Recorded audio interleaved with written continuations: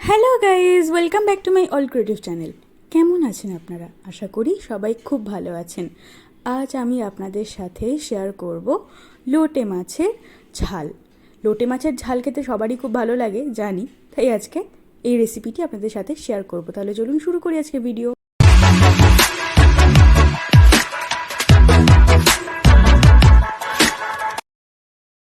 প্রথমেই কড়াইটা ভালো করে গরম করে অল্প সর্ষের তেল দিয়ে দেব।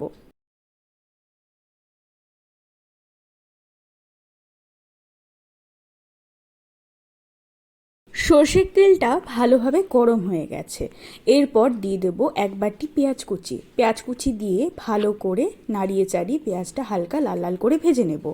এরপর দেব 1 চামচ লবণ। লবণটা অবশ্যই আপনারা পরিমাণ মতন দেবেন। আমি লবণটা দিয়ে পেঁয়াজটা ভালো করে লাল লাল করে ভেজে নেব।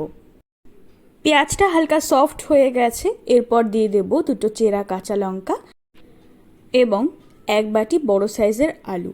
সব কিছু বেশ ভালোভাবেই আমি ভেজে নেব।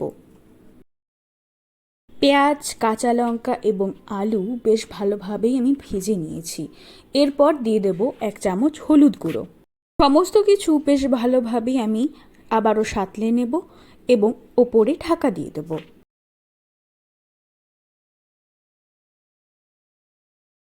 কিছুক্ষণ পর ঢাকনা তুলে পেঁয়াজ, আলু, লঙ্কা সব কিছু ভালো করে আবারও সাঁতলে নেব।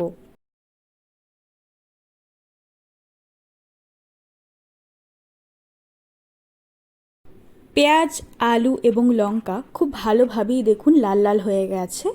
এরপরে আমি দিয়ে দেব 2 চামচ আদা, রসুন এবং কাঁচা লঙ্কা বাটা।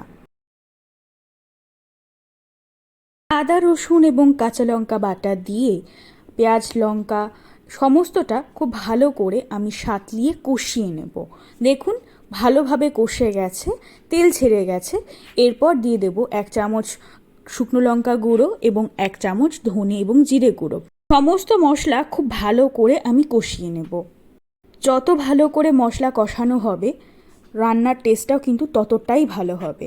এরপর দিয়ে দেব গোটা গোটা লোটে মাছ। লোটে মাছগুলো দিয়ে আমি আস্তে আস্তে নাড়াতে থাকবো। লোটে মাছ দিয়ে কিন্তু প্রচুর পরিমাণে জল বেরোবে। যেহেতু লোটে মাছ খুব নরম একটা মাছ, তাই জন্য কিন্তু লোটে মাছ খুব বেশি কিন্তু নাড়ানো যাবে না। এবং যেহেতু লোটে মাছ থেকে নিজ থেকেই জল বেরোবে, তাই জন্য লোটে মাছে আলাদা করে আর জল দেওয়ার প্রয়োজন হবে না। এই রান্নাটা পুরোপুরি কিন্তু জল ছাড়াই রান্না হবে, তাই অবশ্যই পুরো ভিডিওটা কিন্তু একদম শেষ অবধি দেখতে হবে। দেখুন লোটে মাছ থেকে কিন্তু আস্তে আস্তে জল ছাড়া কিন্তু শুরু হয়ে গেছে।